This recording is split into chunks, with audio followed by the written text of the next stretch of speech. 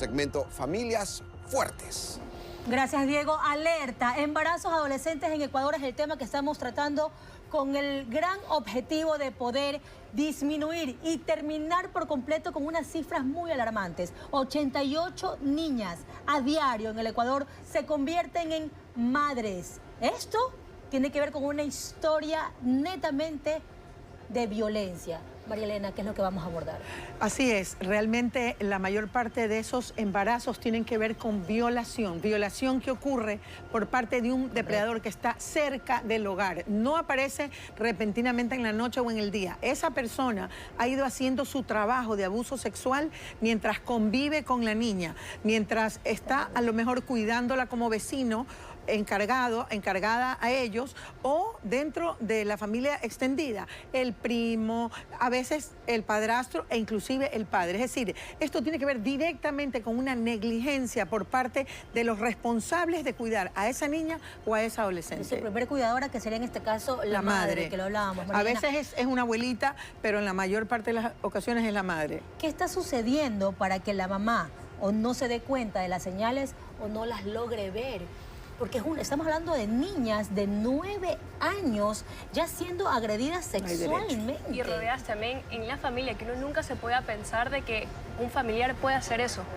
Estamos llenos de casos de abuso sexual por parte de los familiares. Por lo tanto, esa madre, cualquier madre que está, o abuelita o tía que está a cargo de una niña, tiene que considerar la posibilidad de que algunas de esas personas, hombres usualmente, porque la mujer también puede ser una abusiva, pero se da mayoritariamente en nuestro país por parte de hombres, pueda ser un abusador.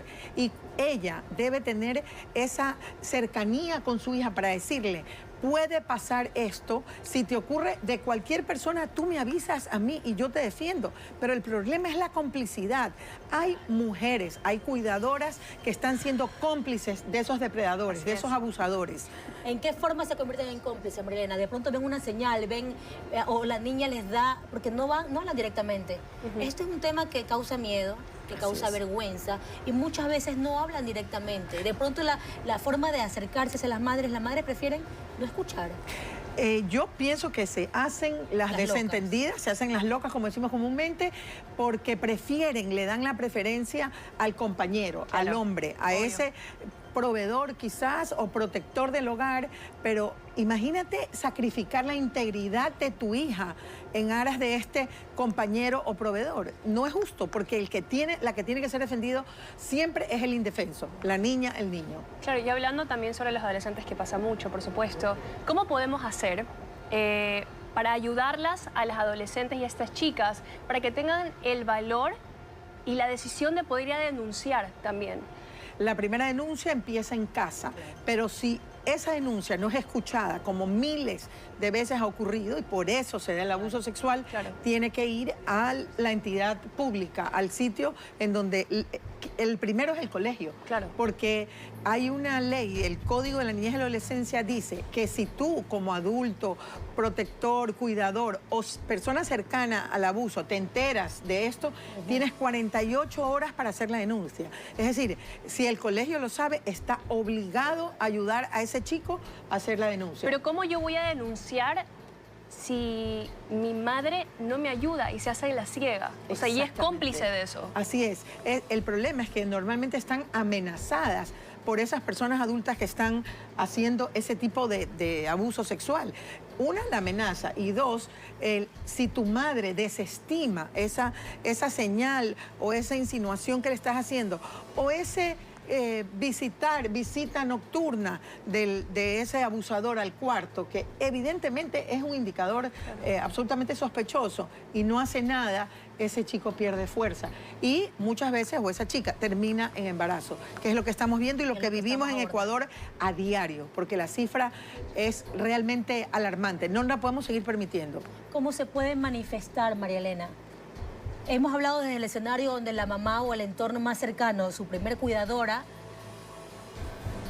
de alguna manera protege al abusador. Pero ¿qué pasa del otro lado? cuando la mamá no identifica cuáles son esas pequeñas señales, qué cambios de comportamiento tienen las niñas, para poder también la mamá detectar que en su entorno familiar, en su lugar seguro, su hija está siendo abusada. Vamos a hablar de cada uno de ellos, mi María Elena. Dentro de un minuto me dice, por favor, Oscar, ¿dónde nos vamos? Nos vamos a una pausa y regresamos con más. Por favor, si usted tiene una niña dentro de su hogar, una adolescente, preste atención a cada una de las señales que María Elena le va a dar para que su hija no sea una víctima más de este sistema terrorífico. Regresamos con más.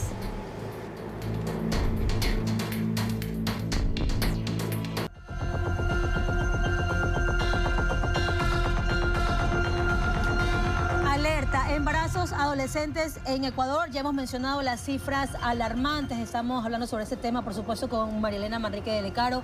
Mari, quedó una pregunta planteada. ¿Y cuáles son esas señales que a mí me pueden ayudar a identificar que mi adolescente está en peligro? La primera señal que se ve es que no tiene cercanía a esa persona, al abusador. Es decir, tiene un poco de miedo. La niña, el puber o el adolescente no se quiere acercar, no quiere quedarse con él o con ella sola en la casa.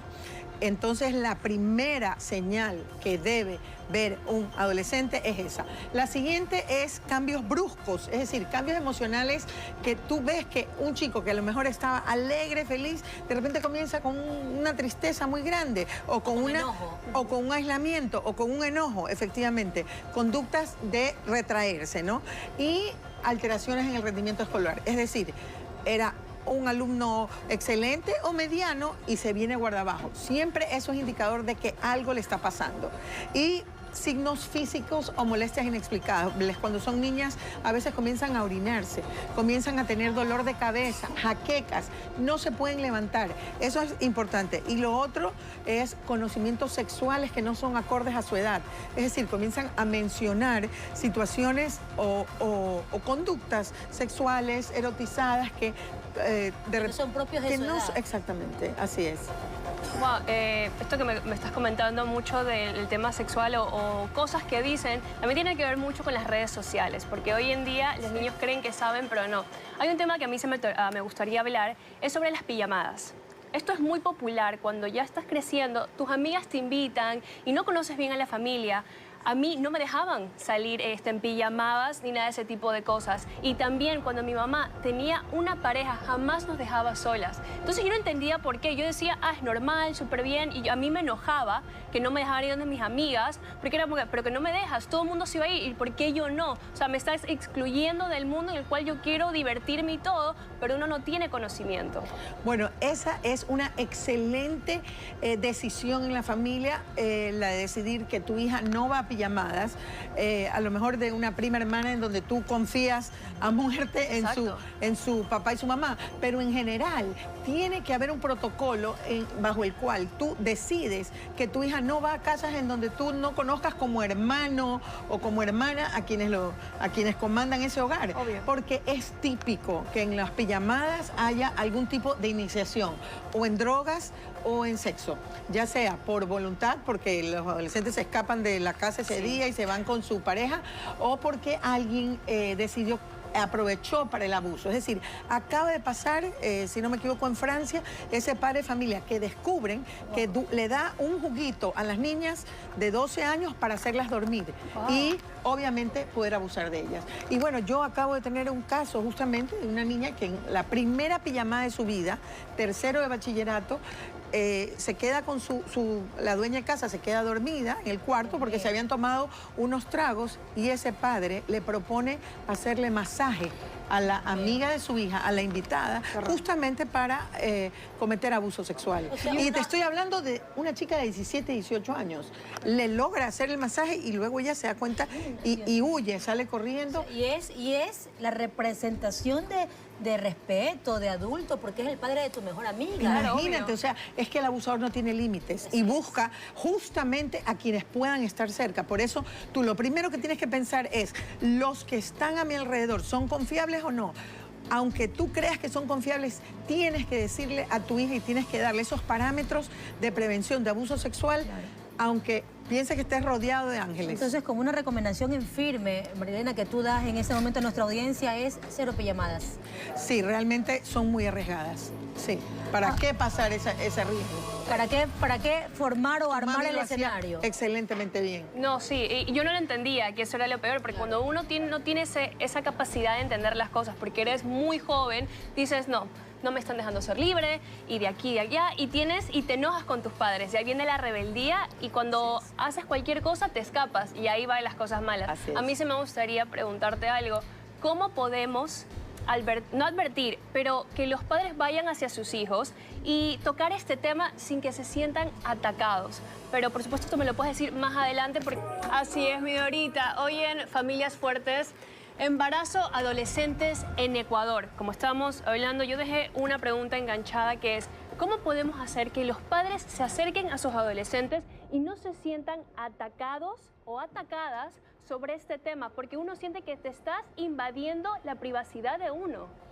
Claro, la protección siempre tiene que estar diferenciada de aquello que es ofenderlos o atacarlos. Entonces, desde el amor y desde una buena forma de comunicarse, hay que decirles, mira, me da miedo esto, o temo, aunque los quiero mucho a estas personas, que te quedes a solas con ellos en casa, o que vayas a dormir acá, o que vayas no a dormir, sin llegar a la pijamada, que vayas a almorzar o que vayas un rato, porque yo no los conozco.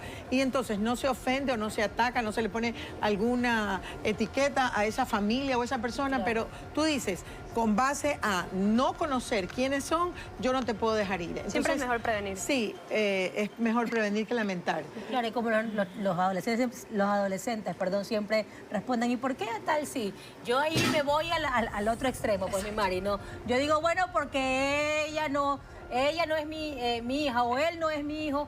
Y se tiene que imponer también el que toca a uno como Claro, padre. las normas son... tú tienes que seguir las normas de mi casa, no las de la otra casa. Exacto. Mi Mari, ¿qué sucede cuando ya está mi adolescente embarazada? ¿Cómo yo abordo este tema o cómo no hago que se sienta peor? ¿Podría ser? Así porque es, debe ser peor. una carga igual en la Durísimo, adolescencia. durísimo.